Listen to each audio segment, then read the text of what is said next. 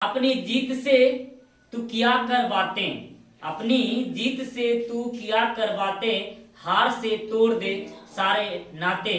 तू लक्ष्य पर ध्यान दे, आते जाते तेरी है ये दिन, बस तेरी है ये रातें, तेरी है दिन, बस तेरी है रातें। हेलो बच्चों, कैसे हैं आप लोग?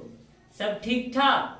स्वागत है सबका एक बार फिर नए सेशन में। मैं हूं आपका भारती सर और मैं आज आप सबके बीच लेकर के आ गया हूं एक नए टॉपिक, एक नए सेशन में, जिसमें आज हम लोग बात करने वाले हैं एक नए टॉपिक। जी हाँ, जिस शीर्षक का नाम होगा अर्धनारीश्वर। जी हाँ बच्चों, जिस शीर्षक का नाम होगा अर्धनारीश्वर, आज हम लोग इसी शीर्षक के बारे में हम लोग बात करेंगे। और आज हम लोग इस पाठ में अर्धनारीश्वर शीर्षक के लेखक महोदय, जो कि ये जो निबंध है अर्धनारीश्वर पाठ, इसके लेखक महोदय जो है राष्ट्रकवि रामधारी सिंह दिनकर। जी हाँ, राष्ट्रकवि रामधारी सिंह दिनकर जी के बारे में हम लोग पढ़ेंगे। जी हाँ, वही राष्ट्रकवि रामधारी सिंह दिनकर जो कि हिंदी के साहित्य में संपूर्ण राष्ट्र कवि के रूप में इसको उपाधि मिला। आखिर ऐसी कौन सी ऐसे इन्होंने ऐसे क्या वर्क था, अर्थात ऐसे कौन सा ऐसा काम किया जो कि इसको पूरे ऑल इंडिया का इसको राष्ट्र कवि का सम्मान दिया गया, राष्ट्र कवि का कर किया गया। आज हम लोग इन्हीं सब के बारे में विश्लेषण करेंगे और तर्क के साथ हम लोग जानेंगे राष्ट्र कवि इसको कहा गया इसको। तो बच्चों हम लोग जान लें अर्धनारीश्वर पाठ जो है ये विधा निबंध रूपी है, अर्थात अर्धनारीश्वर पाठ की जो विधा है, ये बार बार कहा जाता है कि ये अर्धनारीश्वर पाठ का जो विधा है ये निबंध के स्वरूप में है और जिसके लेखक महोदय रामधारी सिंह दिनकर जी हैं। जी हाँ, रामधारी सिंह दिनकर जी, वही रामधारी सिंह दिनकर महोदय जिसका जन्म 23 सितंबर 1908 ईस्वी में सिमरिया बेगूसराय बिहार में हुआ था। कहते हैं कि 23 सितंबर 1908 ईस्वी सिमरिया बेगूसराय बिहार में हुआ था, जो कि बिहार के गौरव की शान ही नहीं बल्कि पूरे ऑल इंडिया के, पूरे भारत के एक गौरव की सम्मान की बात है। यह रामधारी सिंह दिनकर जो कि राष्ट्र कवि के रूप में प्रख्यात और विख्यात हैं। इन्होंने अपने अपने रचनाओं के माध्यम से पाठकों के दिमाग से लेकर दिल तक जो है अपना असर और छाप छोड़ा हुआ है और हर तरीके से हर क्षेत्र में गद्य पद आलोचना यानी हर एक क्षेत्र में इन्होंने मतलब कि अपने अपना महत्वपूर्ण प्रभाव छोड़ा हुआ है। रामधारी सिंह दिनकर, कहते हैं कवि रामधारी सिंह दिनकर जितने बड़े कवि थे उतने बड़े कहानीकार भी थे। कहते हैं रामधारी सिंह दिनकर जी ने जितना बड़ा कहानी कवि थे, जितनी प्रख्यात कवि थे, उतना ही बड़ा कहानीकार के रूप में भी यह प्रसिद्ध हुए और उनके गद्य में भी उसका कविता के गुण और पौरुष प्रभावपूर्ण भंगिमता और रूप धर्मिता आदि उसकी सहजता और प्रभाव के साथ मुखरित होते हैं।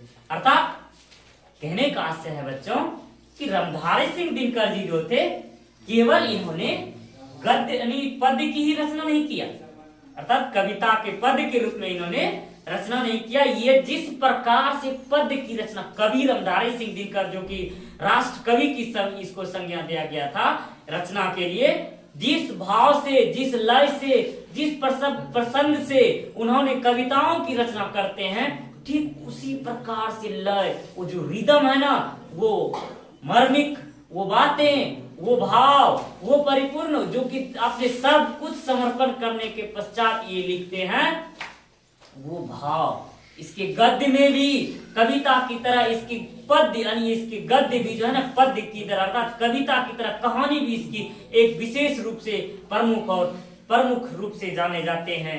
उसकी कविता और गद्य दोनों में उसके व्यक्तित्व की एक जैसी गहरी छाप है। अर्थात अगर विश्लेषण किया जाए, समानता किया जाए इसके गद्य और पद में, रामधारी सिंह दिनकर की गद्य और पद की समानता किया जाए तो इसमें कोई अंतर नहीं है, दोनों सर्व समान रूप में और कहते हैं उसकी भाषा कुछ ही भी छिपाती नहीं है। उसकी जो भाषा है रामधारी सिंह दिनकर की लिखने की भाषा बहुत ही सरल, सहज, बहुत ही मतलब आसान भाषा में लिखा गया है, लिखते हैं। उसकी पराक्रमी वाणी में, उसका जो पराक्रमी वाणी था ना, उसमें सन्नाटा, मौन के साथ साथ जो है निषेध का बल भी है। अर्थात वह जो लिखे हैं उसमें सन्नाटा भी है और मौन भी है। इन सभी चीजों का उस पर प्रभाव है गोया वह उठी, कहते हैं गोया वह उठी खरी हुई वाणी हो, अर्थात कहते हैं चाहे वो दिल मन में दबी हुई बातें हो, वो गोया वह धरती के अंदर दबी हुई बातें क्यों ना हो, अर्थात उसमें उसकी भाषाओं में सब कुछ निकालने की क्षमता हो। दिनकर छायावोत्तर युग के कवि, प्रमुख कवि हैं। दिनकर जी जो है छायावादी कवि है, प्रमुख रूप से ये जो है किसवाद के कवि हैं, इसका ये जो था ना रामधारी सिंह दिनकर छायावादी कवि थे। जी हाँ बच्चों, ये कहता है रामधारी सिंह दिनकर जो थे ये राष्ट्र कवि रामधारी सिंह दिनकर छायावादी कवियों में से विख्यात थे, और यह वे भारतेंदु युग के प्रवाहमान राष्ट्र भावधारणा के महत्वपूर्ण आधुनिक कवि हैं। और ये किस युग के कवि हैं? भारतेंदु युग के। जी हाँ, ये भारतेंदु युग से संबंधित कवि हैं, और कविता लिखने की शुरुआत उन्होंने 30 के दशक में ही कर दिया था, अर्थात जब वह 30 के दशक में चल रहा था तो वह उसी दिनों से यानी उसी समय से इन्होंने कविता लेखन की शुरुआत कर दिया। तो सबसे पहले हम लोग जान लें रामधारी सिंह दिनकर का जन्म 23 सितंबर 1908 ईस्वी सिमरिया बेगूसराय बिहार में हुआ, और इसका जो ना माता का नाम, इसकी माता श्री का नाम जो कि मनरूप देवी था। जी हाँ, याद रखेंगे आप लोग कि रामधारी सिंह दिनकर के माता जी का नाम मनरूप देवी और पिताजी का नाम रवि सिंह था। जी हाँ, इसके पिताजी का नाम रवि सिंह और इसकी पत्नी का नाम श्यामावती देवी था, अर्थात इसकी पत्नी जो थी, इसकी पत्नी का नाम श्यामावती देवी था। और इसकी जो प्रारंभिक शिक्षा हुई ना, इसकी जो बचपन में प्रारंभिक शिक्षा हुई वह शुरुआत ग्रामीण शिक्षा से, इसके बचपन प्रारंभिक शिक्षा की शुरुआत ग्रामीण क्षेत्र से हुई थी, ग्रामीण क्षेत्र से, जहां उन्होंने ग्रामीण क्षेत्र के साथ इसका शुरुआत हुआ, और 1928 ईस्वी में मोकामा घाट रेलवे हाई स्कूल से मैट्रिक किया। जी हाँ, कहते हैं कि प्रारंभिक शिक्षा ग्रामीण से हुई 1908 ईस्वी में मोकामा घाट से, यानी कहते हैं यह मोकामा रेलवे हाई स्कूल से, मोकामा घाट रेलवे हाई स्कूल से इन्होंने मैट्रिक की परीक्षा किया, और 1932 ईस्वी में पटना कॉलेज से, जी हाँ 1932 ईस्वी में पटना कॉलेज से उन्होंने बीए अर्थात बैचलर ऑफ आर्ट्स से जो है ना हिस्ट्री ऑनर से इन्होंने अर्थात इतिहास ऑनर से बीए किया हुआ था। जी हाँ, पटना यूनिवर्सिटी से, पटना कॉलेज से इन्होंने बीए इतिहास ऑनर्स से क्या हुआ था, इतिहास ऑनर्स करके यह हिंदी के प्रख्यात विद्वान बन गए, हिंदी के प्रख्यात गद्य और प्रपद्यवाद बन गए। और इसकी वृत्ति की अगर हम बात करें, इसकी वृत्ति प्रधानाध्यापक के रूप में, इसकी वृत्ति जो है कि प्रधानाध्यापक एचई स्कूल बरबीघा में, सबसे पहले जब इसकी पढ़ाई के पश्चात यह ये जो हेडमास्टर के तौर पर यह एचई स्कूल बरबीघा में स्थापित हुए, और साथ ही साथ यह सब रजिस्ट्रार के रूप में भी नौकरी किया। सब रजिस्ट्रार कहने का आशय रजिस्ट्रार ऑफिस में, रजिस्ट्री ऑफिस में इन्होंने सब रजिस्ट्रार के रूप में भी नौकरी किया, और साथ ही साथ बिहार विश्वविद्यालय जो है वहां इन्होंने प्रोफेसर के रूप में, और साथ ही साथ Bhagalpur university TMBU Tilkamanjhi Bhagalpur university में यह उप कुलपति के रूप में भी स्थापित होकर के इन्होंने कार्य किया हुआ था। अगर हम इसके साहित्य जैसे कि साहित्यक अभिरुचि की बात करें तो इन्होंने सर्वप्रथम 1925 ईस्वी में ही अपनी कविताओं को लिख दिया था। सर्वप्रथम इन्होंने 1925 ईस्वी में छात्र सहोदर में पहली कविता प्रकाशित कर दिया। 1925 ईस्वी में छात्र सहोदर में इन्होंने अपनी पहली कविता को प्रदर्शित कर दिया, और साथ ही साथ देश, पटना, प्रकाश, बेगूसराय, प्रतिमा, कन्नौज में छात्र जीवन में अनेक रचनाएं प्रकाशित किया, अर्थात इन्होंने अनेक क्षेत्र में भी रचनाओं किया। और सर्वप्रथम 21 वर्ष की अवस्था में, जी हाँ सर्वप्रथम 21 वर्ष की उम्र में उन्होंने अपने पहली पुस्तक प्रणभंग को प्रकाशित कर दिया। जी, तो 21 वर्ष की आयु में उन्होंने प्रणभंग, जी हाँ प्रणभंग पुस्तक को प्रकाशित कर दिया उन्होंने अपने 21 वर्ष की आयु में। तो बच्चों कि रामधारी सिंह दिनकर जी ने पहली बार उसका जो पुस्तक का प्रकाशन हुआ कब हुआ था, तो यह 21 वर्ष की आयु में, रामधारी सिंह दिनकर जब 21 वर्ष की आयु के थे तब इसका जो है पुस्तक प्रकाशित हो गया था। और कहते हैं कविता लिखने की जैसे कि शुरुआत उन्होंने 30 के दशक अर्थात यूं कहे तो 1930 ईस्वी के दशक में ही उन्होंने लिखने की कला की शुरुआत कर दिया था, 1930 यानी 30 के दशक में। और किंतु अपनी संवेदना और भावबोध से वे चौथे दशक के प्रमुख कवि के रूप में पहचाने गए और कहते हैं कि वह अपनी संवेदना के चौथे दशक में प्रमुख कवि के रूप में पहचाने गए। उन्होंने प्रबंध, रामधारी सिंह दिनकर ने प्रबंध, मुक्तक, गीत प्रगीत, काव्य नाटक इत्यादि अनेक काव्य शैलियों में अनेक काव्य शैली जो है रचना की, उसमें से सफलतापूर्वक उत्कृष्ट रचनाओं को प्रस्तुत किया। अर्थात वह जो है ना प्रबंध लिखा, मुक्तक लिखा, गीत प्रगीत, अनेक प्रकार के जो काव्य नाटक थे उनके काव्य शैलियों में संपूर्ण सफलतापूर्वक उत्कृष्ट रचनाओं का प्रदर्शन किया। और यूं कहें प्रबंध काव्य के क्षेत्र में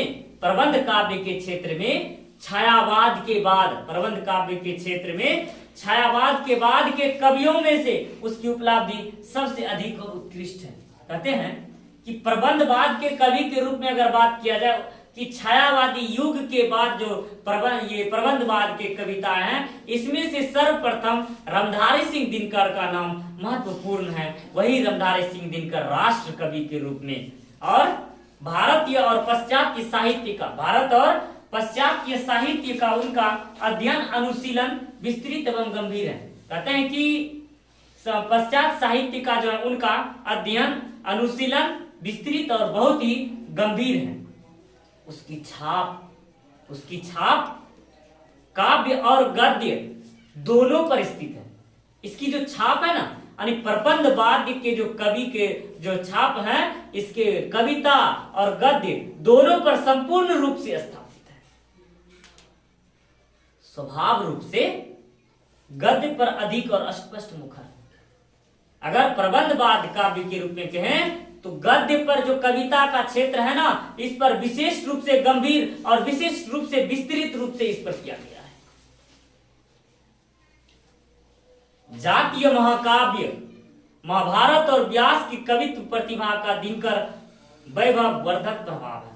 कहते हैं कि जातीय महाकाव्य रामायण और ये जो कि यानी महाभारत और व्यास की व्यक्तित्व प्रतिभा, यानी ये जो महाभारत थी, रामायण, इस प्रकार जो महाभारत और व्यास यानी भारत के जो प्रसिद्ध ग्रंथ हैं, उनका जो रामधारी सिंह दिनकर जी पर बहुत ही विशेष ही प्रभाव था, बहुत ही ज्यादा विशेष प्रभाव था, जिसमें कि महाभारत और व्यास द्वारा रचित कृति जो था, इसका तो बहुत संपूर्ण रूप से इसके जीवन में प्रभाव था।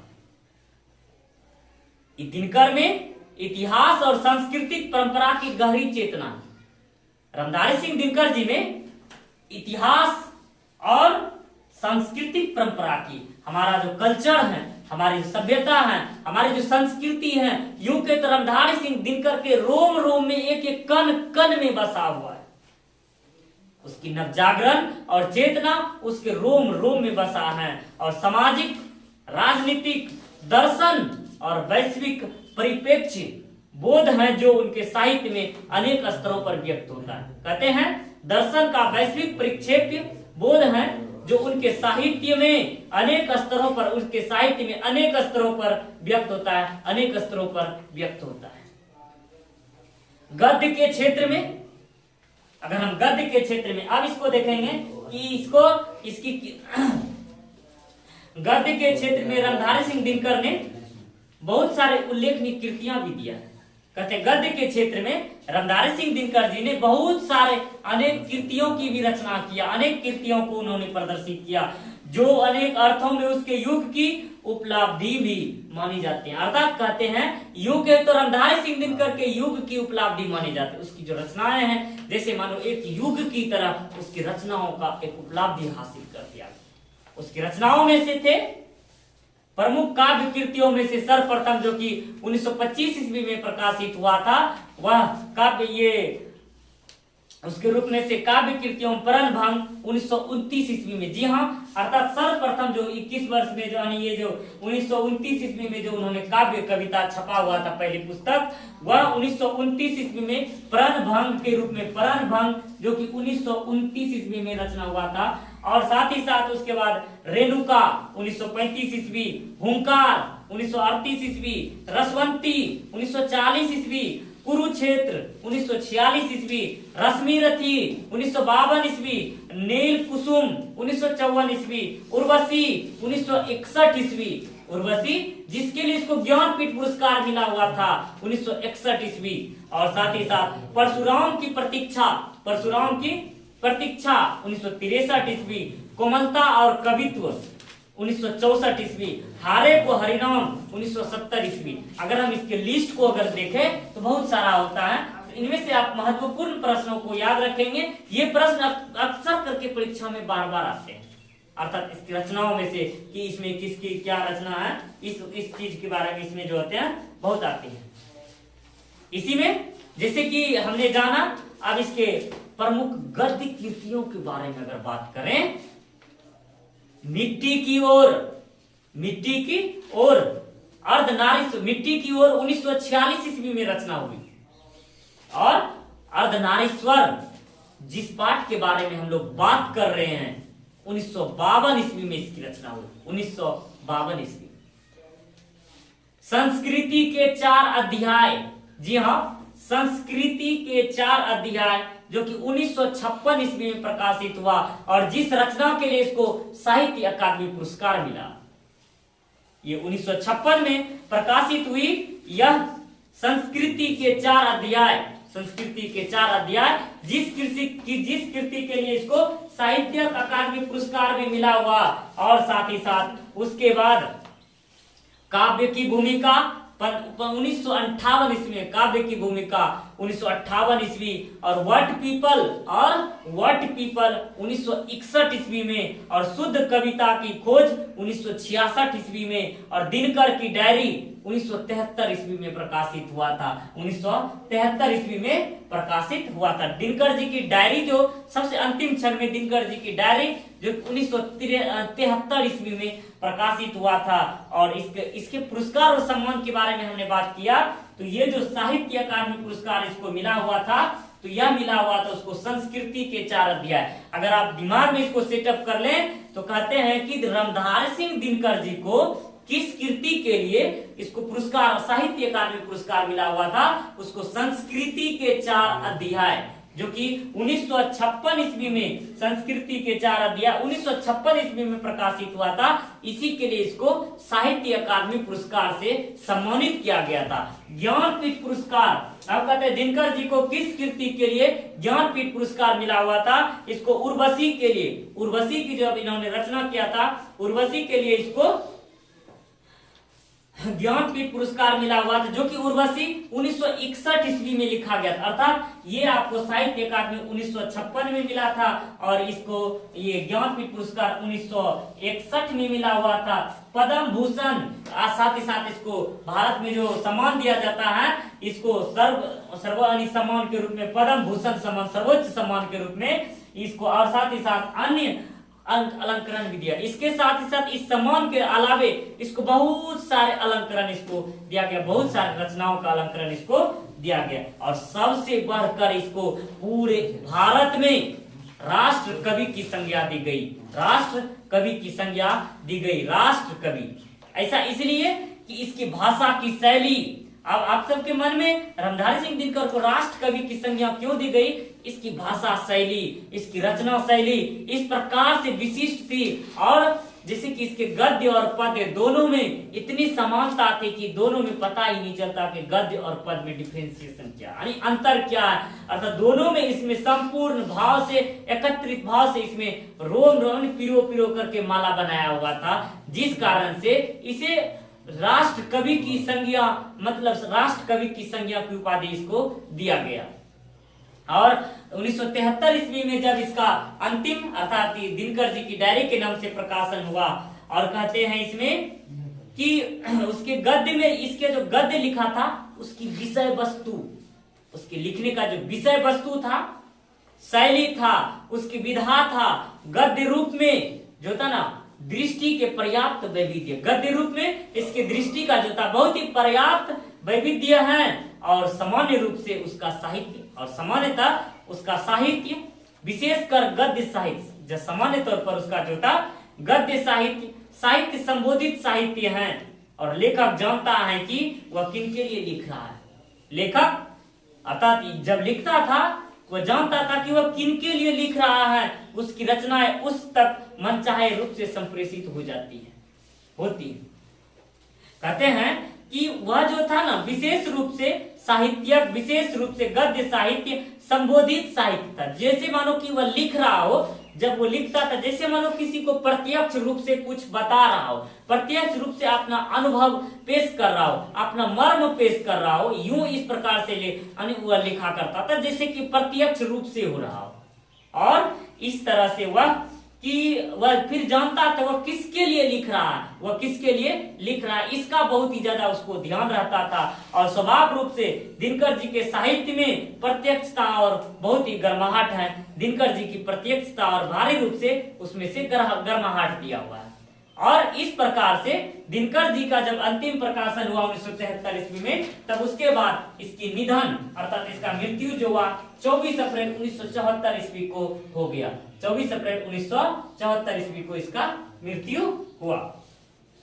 कहते हैं रामधारी सिंह दिनकर जी ने बहुत अच्छे स्वर में कहा हुआ था अपने शब्दों में। कहते हैं जिसे हम आधुनिकता कहते हैं, जिसे हम आधुनिकता कहते हैं वह एक प्रक्रिया का नाम है।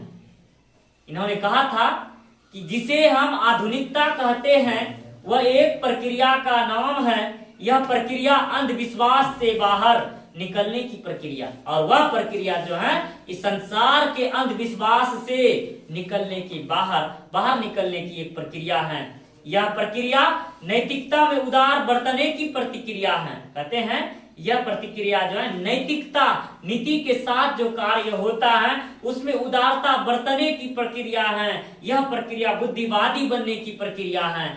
ये जो है कि आधुनिकता जो है बुद्धिवादी बनने की प्रतिक्रिया है, उदारवादी बनने की प्रतिक्रिया है। यह धर्म को सही रूप तक पहुंचाने की प्रक्रिया है, धर्म को सही रूप तक पहुंचने की प्रक्रिया है। आधुनिक वह है, कहते हैं आधुनिक वह है जो मनुष्य की ऊंचाई उसकी जाति या गोत्र से नहीं बल्कि उसके कर्म से नापता है। कहते हैं कि आधुनिक इंसान वह है, आधुनिक वह है जो मनुष्य की ऊंचाई और उसकी जाति या गोत्र से नहीं, आधुनिक वह है जो कि मनुष्य की ऊंचाई उसकी जाति या गोत्र से नहीं बल्कि उसके कर्म से नापता है। आधुनिक वह है जो मनुष्य को समान समझता है। जब मनुष्य को समान समझता है तो ये रामधारी सिंह दिनकर जी ने ये उपदेश दिया हुआ था आधुनिकता के बारे में इस प्रकार से। तो इस पाठ में हमने रामधारी सिंह दिनकर जी के बारे में विश्लेषण से पढ़ा और हमने जाना। अब इस पाठ से हम लोगों ने क्या सीखा? इस पाठ से हमने सीखा कि रामधारी सिंह दिनकर जी एक राष्ट्र कवि के रूप में प्रख्यात हुए और इन्होंने अपनी लेखन कलाओं के माध्यम से अर्थात गद्य और पद्य की रचनाओं में विशेष अभिरुचि को लगाते हुए दोनों को समानता प्रदान किया और एक विशेष राष्ट्र कवि के रूप में इन्होंने संज्ञा प्राप्त कर लिया, अर्थात राष्ट्र कवि के रूप में यह प्रदर्शित हुए और यह विख्यात हो गए। इससे संबंधित बहुत सारा प्रश्न आ जाते हैं आपके एग्जाम में, इसलिए हमें उम्मीद है आप लोग इसको अच्छे तरीके से देखेंगे और आप लोग अच्छे तरीके से इसकी तैयारी करेंगे और आप अपने एग्जाम्स की बहुत अच्छी तरह से आप लोग तैयारी कर पाएंगे।